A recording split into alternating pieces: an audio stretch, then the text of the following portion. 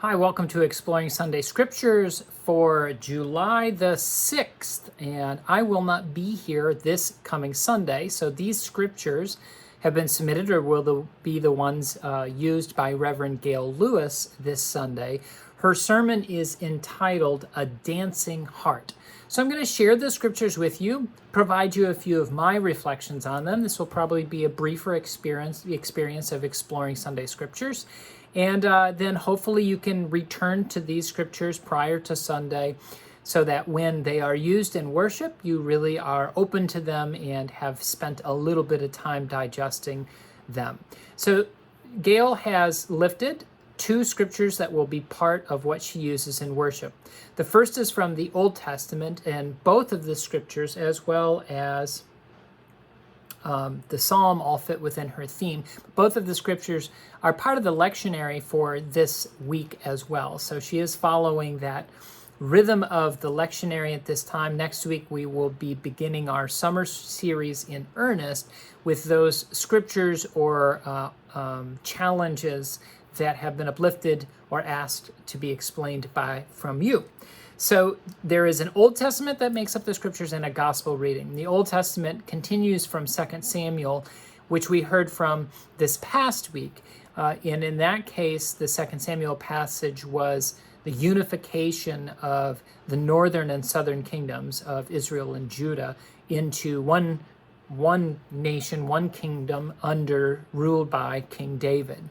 And so what unfolds or what happens following is then a lot of the celebration of that unification, the placing of the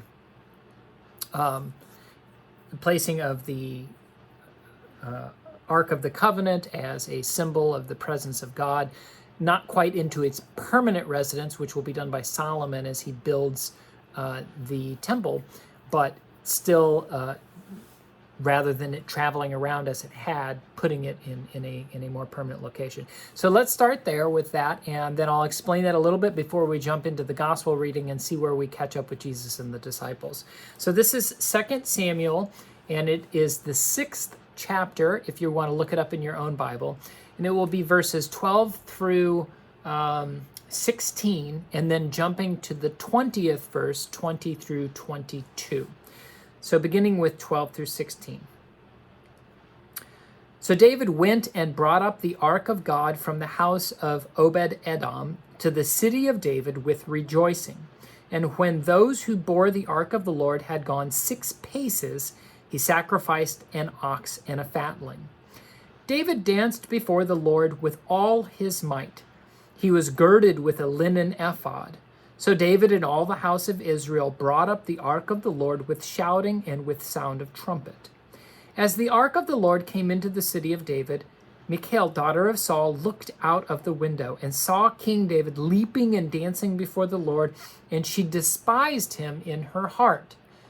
David returned to bless his household, but Michal, the daughter of Saul, came out to meet David and said, "How the king of Israel honored himself today, uncovering himself today before the eyes of his servants' maids, as any vulgar fellow might shamelessly uncover himself."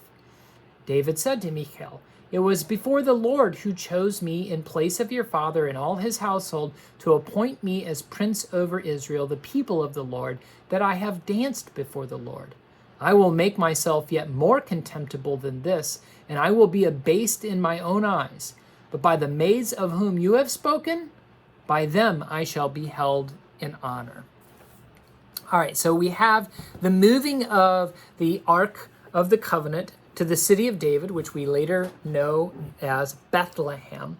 And in this procession, we have described what is part of the procession or what is going on.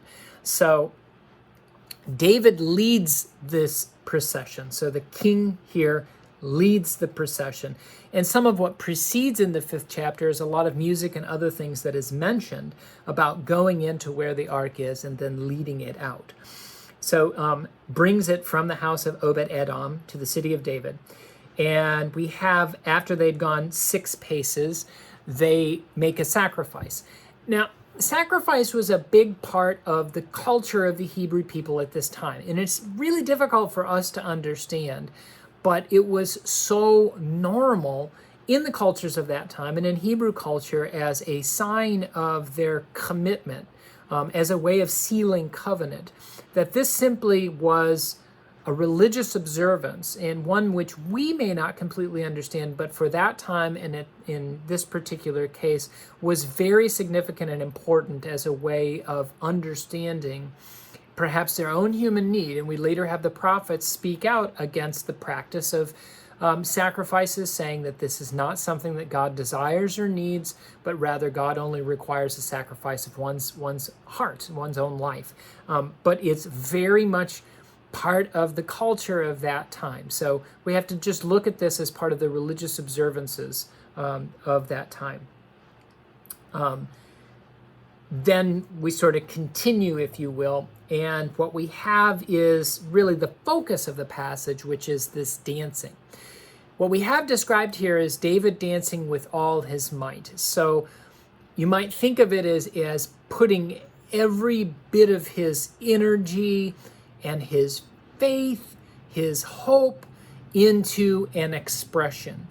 And that expression here is like singing, is like when a singer, we know, puts forth everything, and sometimes those singers have tears running down their face at the end of their song, or inspire that within ourselves or other types of musicians as well. So that's the dance that's going on as David is pouring forth all of his energy and emotion as related to his faith, as an expression of his faith. So that's how the procession is being led, is by this dancing. Now, girded with a linen ephod, this is the piece that is the struggle for Michal. And essentially, let's just consider this, that David has stripped down to his undies.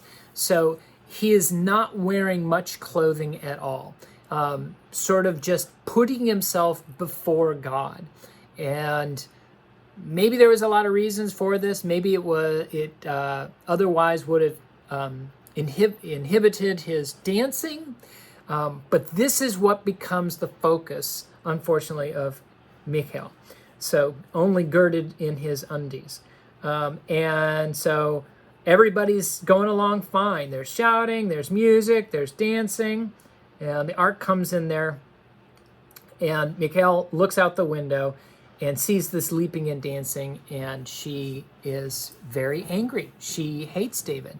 Now, there could be a lot of reasons for this. Number one, she is Saul's daughter, so there could be some sense of hatred that's just coming from that place of her own background. But she ends up taking whatever feeling she has and heaps contempt upon David. Essentially says, you made a mockery out of God by your actions, by the way that you danced, by what you didn't wear as opposed to what you did wear.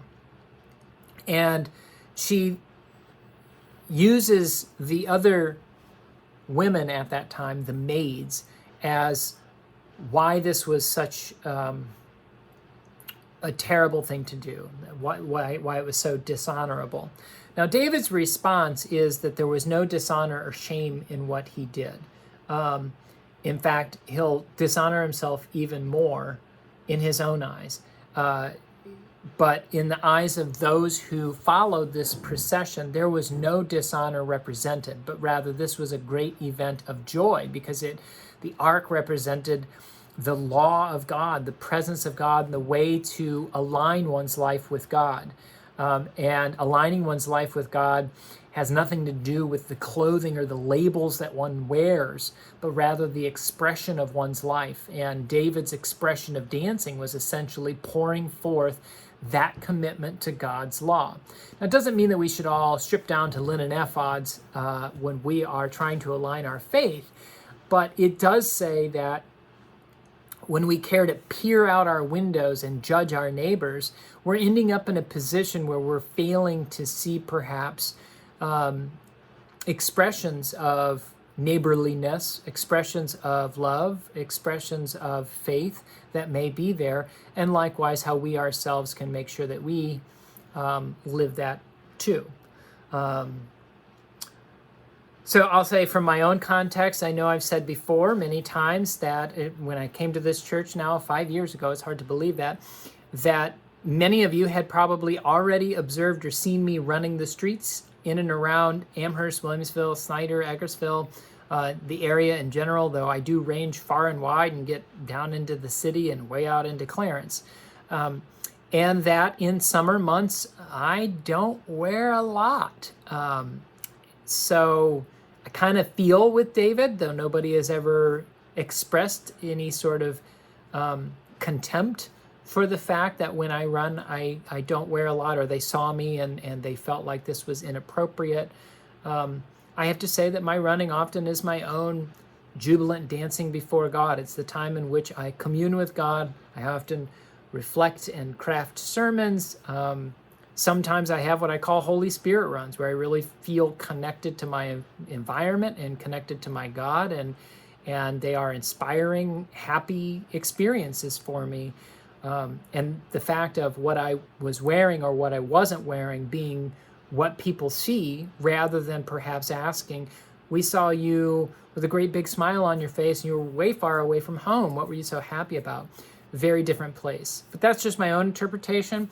What Gail is going to do with it, don't know. You'll have to see. She clearly is focusing on the expression of dancing, as that's in her title itself. Let's turn to the Mark passage and see if there's more connections to dancing within that. So we are in Mark in the 6th chapter, and we're going to begin with verse 17 and go through verse 25 here. For Herod himself had sent men who arrested John, bound him, and put him in prison on account of Herodias, his brother Philip's wife, because Herod had married her. For John had been telling Herod, "It is not lawful for you to have your brother's wife." And Herodias had a grudge against John and wanted to kill him, but she could not, for Herod feared John, knowing that he was a righteous and holy man, and he protected him.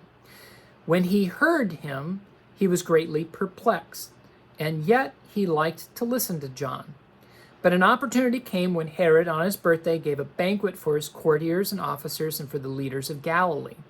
When his daughter Herodias came in and danced, she pleased Herod and his guests, and the king said to the girl, "Ask me for whatever you wish, and I will give it."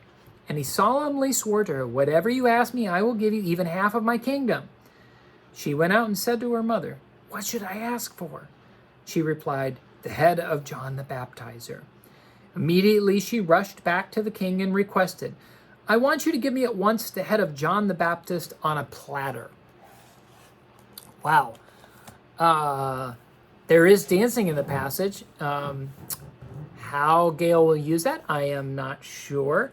But this is, in Mark's gospel, the moment in which John is killed. So John disappears from the scene of Jesus' life as a result of his death.